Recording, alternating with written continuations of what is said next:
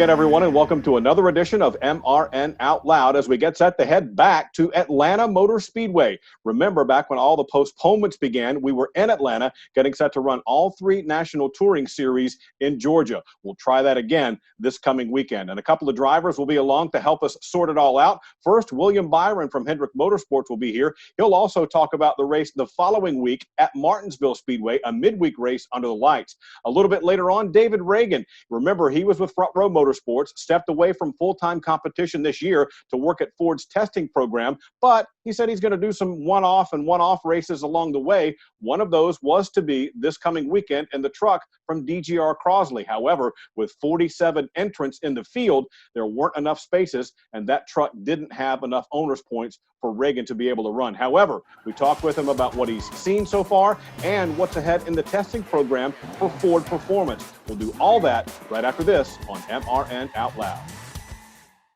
Citywide to countryside. Whatever you drive, wherever you go, Hercules Tires has the value, selection, and industry-leading warranty to get you there, no matter where the road takes you. Go to HerculesTire.com. There you can find the nearest authorized Hercules retail location to you. Plus, you can use the tire tracker to find out which Hercules tire fits your vehicle the best. That's HerculesTire.com. Hercules Tires. Ride on our strength.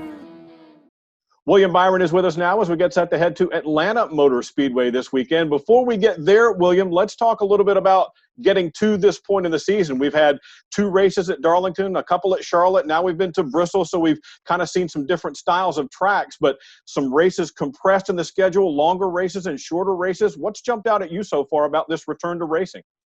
Yeah, I've really enjoyed the shorter schedule and kind of the no practice and lineup and race. I think it's been really awesome. It's allowed us to have a lot of passing and create some drama on the racetrack. And I think as drivers, it creates a level of difficulty that I think we like. So I've enjoyed it. I think our team's adapted well, and it's been fun. All right, tell the truth now. When you don't have any practice at all and you storm off into turn 1 for the first time at full power, do you kind of go up a little bit or kind of go, oh no, what's going to happen here? Yeah, you definitely kind of take it easy the first couple of corners. Getting through the gears on the initial start is normal, but take it easy a little bit. But once you get that feel, you're kind of able to adapt to the environment around you. So it's been fun. I've enjoyed it. I think there's been a lot of seamless parts about it. A lot of talk about NASCAR taking all the extra precautions to make sure everybody is safe in the coronavirus era. A lot of people were wondering how that would work out, but the reviews seem great so far. How have you found things?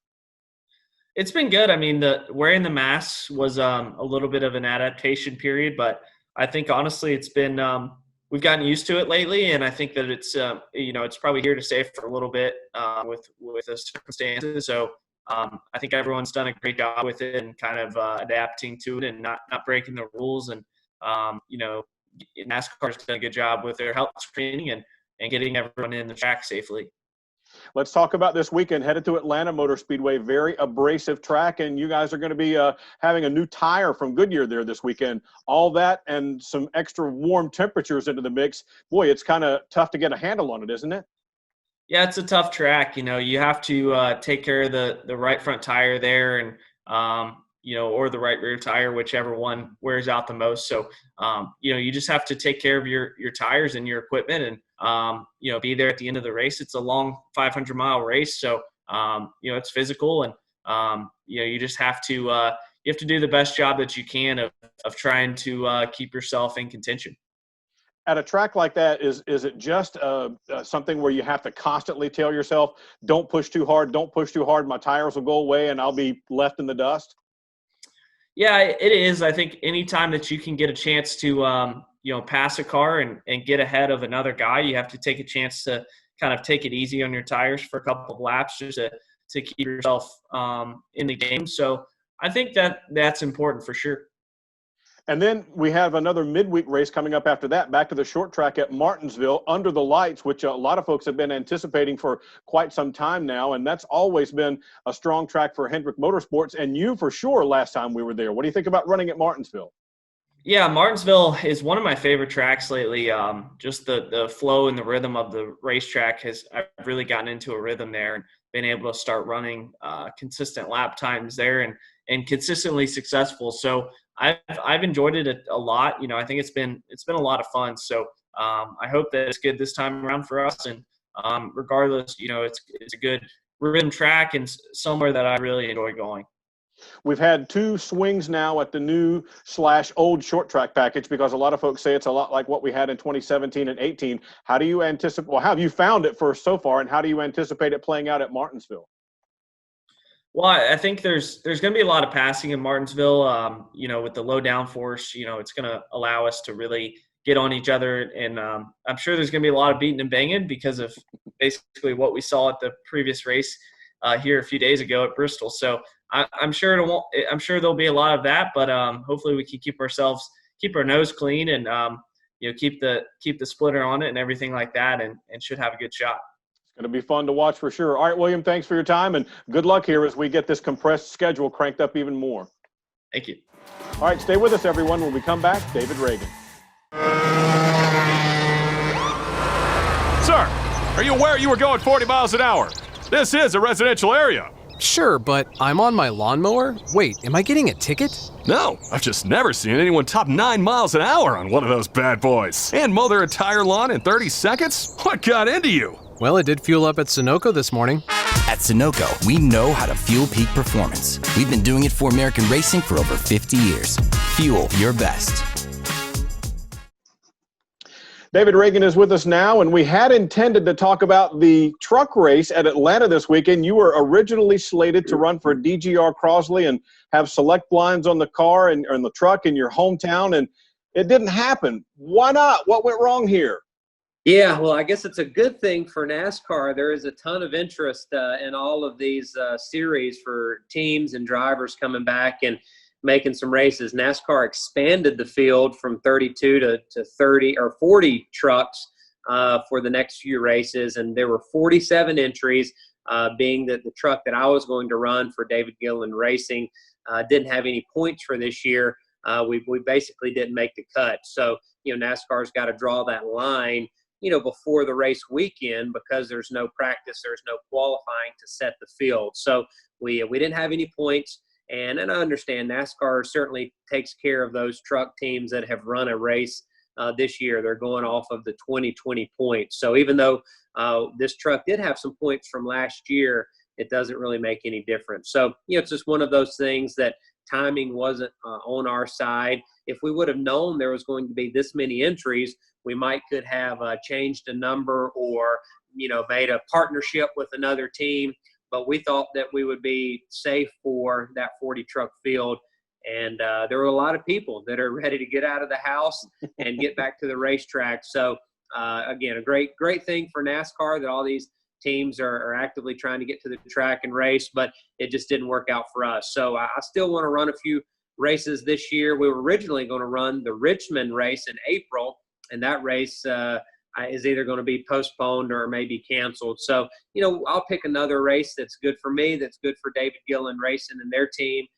We want to go out and try to lead some laps and win the race. So we'll pick another one over the next month or two and go get that.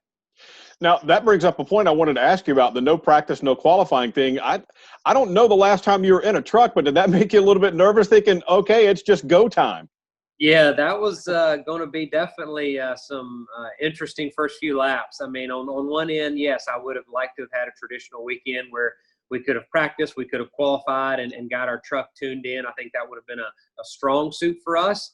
But on the other end, that gives me some extra adrenaline going into a race, knowing that you're going to just go wide open that first lap going into turn one. So that would have been fun, but I would have had to approach that very conservative, I believe, to not make any mistakes. You have to be there at the end in order to win, right? Yeah, that's true. Let's talk a little bit about the bigger picture, what you've seen since NASCAR figured out a way to make this whole thing work. And I wore the Braves cap for you, by the way, because we almost always end up talking baseball anyway when we chat. But going to Atlanta, very rough surfaced racetrack. But in the early going here with NASCAR working out a way to be able to come back with drivable races that teams can not have to fly or book hotel rooms, the no practice and no qualifying situation we talked about, what's jumped out at you so far? Well, I think how smooth everything has gone. Other than a couple of rain delays here and there, I think that NASCAR had great leadership. They had a great plan. The teams were able to adjust their personnel at the racetrack and their way of operating, and it's been a great comeback. I mean, we've seen some really good racing in all three series at a couple of different racetracks, and now we're getting into some short tracks at Bristol this past weekend, Atlanta, Homestead, Talladega. So we're kind of getting rolling again to where we can see who's got some really good speed in their race cars, who looks to be strong for more wins in the summer months. But I think it's a big kudos to NASCAR, the teams, and the racetracks, Fox, for making some adjustments to get these cars back on the track, and they've really done it and not had any issues. I think one of the things that struck me about it is NASCAR and maybe golf to a lesser extent had a sort of a built-in advantage in that the competitors don't necessarily have direct physical contact like they would in football or basketball or even baseball. They're a little bit closer, but you get the point I'm trying to make. There was something there that they could work with and build on, working with the state and local officials. And everybody that I've talked to, and I'm sure you have talked to many as well, has commented on the care and the I guess strictness is the right word, to make sure that they get this done the proper way and the correct way and that put nobody in jeopardy. Yeah, you only have one opportunity to make that first impression, and NASCAR knew that they were going to be, on the stage, center stage with all the lights on, with a lot of people watching, not only from a fan perspective, but other sports leagues, the different, media outlets on how to cover some of these sporting events. So, yeah, I think they've done a nice job. They don't seem to have missed out on anything. They've made the necessary adjustments to what a normal weekend would look like. That once the green flag drops, it still looks pretty normal without the fans in the stands is different. But really, the racing on track has been as good as what we had all hoped for. So hopefully this will, be the first step in getting back to what a new normal may look like in the world of sports. A lot of the things that we're seeing now have kind of been batted around for a while in terms of some midweek races, which we're about to see at Martinsville, and we've already seen it at Darlington and Charlotte. A little bit shorter races, less practice. Do you think NASCAR being kind of pushed to try these things maybe earlier than they would have will open some eyes and people will say, you know what, maybe this is a good idea. Maybe there are some things here we can keep moving forward? Well, this was a perfect opportunity to try some of these things. You always want to calculate when you make a new rule change or a new adjustment. You want to do it in the best interest of the sport. And so this is almost like a freebie. If you mess up or if it doesn't go well, then you kind of move back to what was good. So I think that the whole COVID-19 pandemic and some of the bigger things that are going on, it may give NASCAR kind of like an extra inning to say, hey, let's try some of these new no practices, maybe a lineup like this, a midweek race like this, and see how it goes. You've been with some of the bigger organizations and some of the smaller organizations. Can you help folks understand what a big deal it is from a cost perspective for some teams to not have to worry about practice and the extra tires and the extra expensive flights and hotel rooms and all that stuff? For some of the smaller teams, that's huge, isn't it? Yeah, well, it was so important to just get back on the racetrack and get racing. A lot of these teams have a lot of revenue that comes from the purse and the winnings that they get on racetrack. And so, you're talking hundreds of thousands of dollars, over the course of a few races. And so once they get that revenue stream, back in, they can continue things on their side. But yes, to the point of practice and qualifying, you have to be prepared for, an engine change in case you have a problem. You have to bring an extra race car in case you have an issue in practice qualifying, extra gears, extra tools. And so, yes, that does save the teams not only a lot of expenses, at the track, but in preparing as well. It costs money and time to bring that equipment to the shop and to get it ready and to change it out between. So, yeah, NASCAR did a good job, and the teams are so well prepared with the technology that we have at our fingertips that they're setting these cars up really, really close. I've been surprised at how close the cars have been. You've seen some adjustments here and there and a little bit of kind of goers and comers throughout a race, but in general, the cars that you expect to be fast have still been up front. The guys in the middle of the pack are still in the middle of the pack. So I think it's really amazing that these teams are that sharp and smart to prepare a car with no practice and qualifying and hit the track and be pretty close. Good is still going to be good, right? They don't forget how to be good. It's just a matter of making it work in this new reality that we're all facing. David, let's talk a little more specifically about Atlanta this weekend. All 3 series are going to be in action there. Very rough, abrasive surface. It's something where you have to really plan and prepare to kind of save your car to manage it through a run. Talk to me a little bit about what kind of racing we can expect to see, generically speaking, across the series, because that's a tough track. Yeah, Atlanta is tough on equipment. Mentally, it's tough. You've got to search for grip. You've got to search around the racetrack to suit how your car is handling. So you don't run the same lap after lap after lap. You're constantly running all over the racetrack surface. And then a lot of times, depending on who you're racing, you just run where they're not to try to find some clean air.